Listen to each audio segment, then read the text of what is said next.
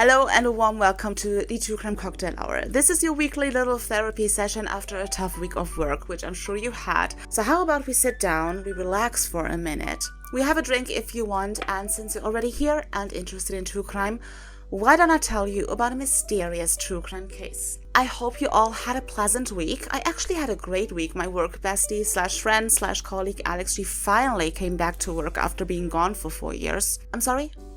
Oh no, it was nothing serious. No. She just had the audacity to sleep with her husband, and so yeah, she had some of them kids, and she went on maternity leave for 4 years. What a buzzkill that was. Okay, anyway, I would say let's not lose any more time. Cheers, and let's get into today's story.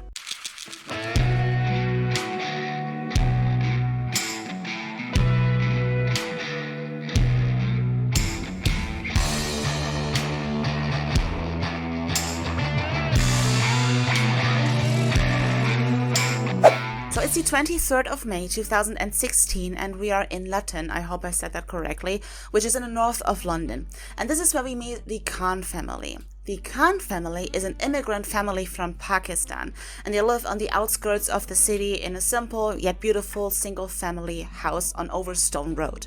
Saima Khan is 34 years old and she's a nurse, and her husband Hafez Rehman, he is 36 years old and he works as a cab driver, and the four of them have 4 children together. However, Saima, her husband, and the 4 kids don't live alone in the house on Overstone Road. No, Saima's parents, her brother, and her younger sister Saba are also living in the house, meaning 6 adults and 4 children have to share 3 bedrooms. And what would probably drive us to the brink of madness is quite normal for the family actually, and they just managed to arrange. According to the neighbors, the Khan family was kind of withdrawn a little, maybe a little bit shy. They always kept to themselves, but every time they would talk to them, they were like super friendly and so polite. So on this 23rd of May 2016, Saima Khan had to work pretty late in the evening, and her husband and her parents, they were out at the local mosque attending a funeral of a distant aunt, and so Saba, she had offered to watch the kids while everybody else was gone, and so it was comparatively quiet in the house that evening. Now Hafez and Saima's parents, they had planned to stay out a little bit longer than usual, maybe around midnight, and so Saima was the first one to get home. She got home at 11:07 p.m. A neighbor surveillance camera captured her walking up to her front door, opening the door, and then she disappeared into the hallway. Saima turned on the light in the hallway, but then just 45 seconds later, something strange happens. All of a sudden, it is pitch black in the house again, and all you can hear in the neighborhood are Saima's screams. And just a couple of minutes later, Saima's parents receive a very disturbing phone call coming from Saba, her younger sister. Saba is absolutely beside herself. She's hysterical, she's crying, and all she can say really is, "Come home as fast as possible. Something awful has happened." So when Saima's parents came home, they came home to a scene of horror, and they find their daughter lying dead in the hallway in a pool of her own blood. Her body was covered in stab wounds, her throat had been cut, and one of her hands had been severed. Well, it was close to Did you see anything lying down or anything, any weapon or anything like No, that? it was just blood literally, and I walked in it. Yeah. So I literally just ran over it. I took a scarf to cover it because I thought I was gonna, Yeah. you know when you cover the wound and like stop from bleeding, and I thought What have you done to your hand? Did your hand? she had glass, so I took the glass okay. out and Luckily, Saba and the 4 kids, they were all upstairs when the murder took place, and so everybody else was unharmed, and everyone except Saima's eldest daughter had noticed anything. We'll get back to Saima's daughter in a second, okay? This murder terrified this small town.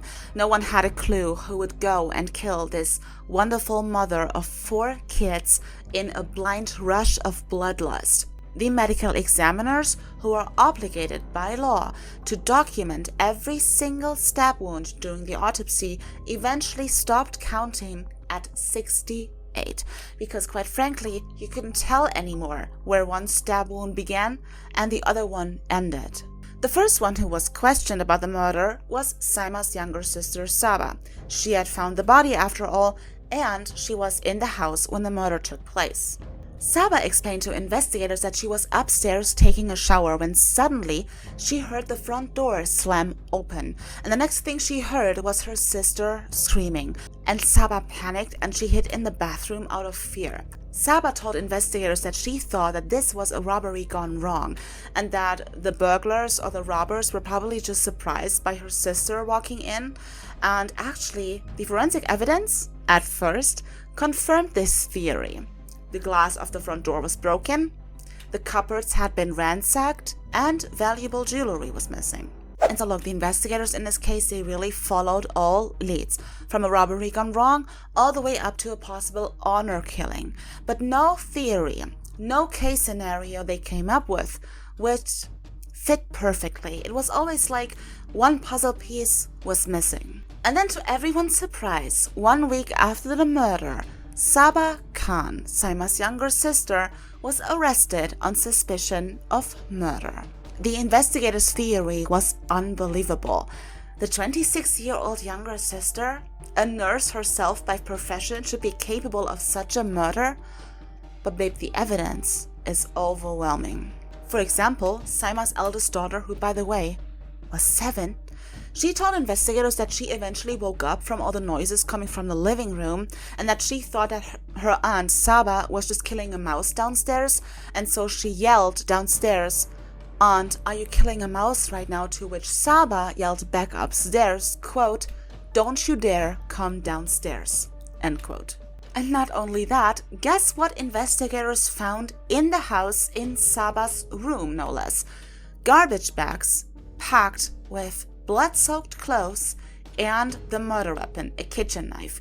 And on top of that, a store surveillance camera had captured Saba buying this exact kitchen knife just a couple of days before the murder. The trial against Saba Khan began in October of 2017, and it was in the Criminal Central Court of England, Old Bailey.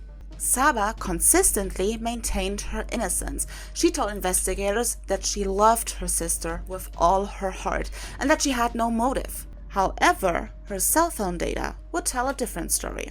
Saba Khan over here murdered out of pure jealousy. Her sister had everything she ever wanted, and that included Saima's own husband, Hafiz Rehman, with whom Saba had been having an affair for 5 years. Hafiz. Now, in Hafiz's defense, he had told investigators that he had tried to fend off Saba's advances for the longest time, but eventually he had just no other option but just give in. And from that point on forward, all the extramarital meetings would take place in the backseat of his cab. Hafiz also had an affair with his mother-in-law. Okay, no, he didn't, but you get what I'm saying.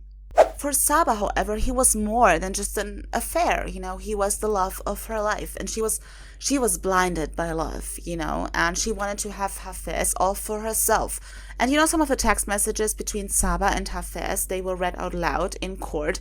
For example, one text message coming from Saba said something along the line of, "Nothing in the world can change my feelings for you, not even you. No matter how bad you treat me, it won't change anything. Day by day, my love gets stronger." And despite her claim that she felt nothing but love for Saima, Saba called her a bitch in the text messages an awful lot of times. Hafiz also said that he tried to end this affair several times, but every time he tried, Saba threatened to harm herself. And so then, as a last resort, Hafiz eventually blocked Saba on his cell phone. Of course, not before Googling if maybe, eventually, under the Islamic law, it was possible to just marry both sisters. I mean, he tried. So forensic psychologists said in court that Saba had somewhat of a reduced intelligence, but even she realized after 5 years that Hafiz was not going to leave her sister for her. But then at the same time, Saba was not able to neither classify nor control her emotions about it. And Saba saw no other way out, and 3 months before the actual murder, she began planning the perfect murder of her sister without getting caught. And she had a great idea. Oh, she even went as far as contacting a black magician in Pakistan. And this dude, he was supposed to put a spell on Saima curse her, and kill her by that. And Saba, she even trusted in his abilities as a magician so much that she paid him a deposit of £5,000. But what do you know, as soon as he got the money, he really did do some magic and he completely disappeared. Just poof, gone. Guess he was a magician after all. And we thought he was a fraud. Yeah, so plan A, failed.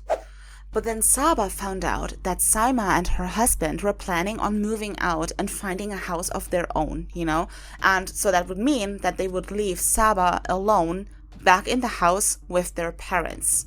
And Saba just can't let that happen. She can't just sit there and watch her sister walk off into the sunset with her husband, and leave her completely alone. And so Saba pretty quickly had to make a plan B. And so on the 23rd of May 2016, Saima all of a sudden, while she was at work, got 4 text messages from her sister Saba. And these messages said something along the line of, "Come home quickly, the children are crying." And so while Saima hurries home, Saba, her sister, hid in the hallway with the kitchen knife.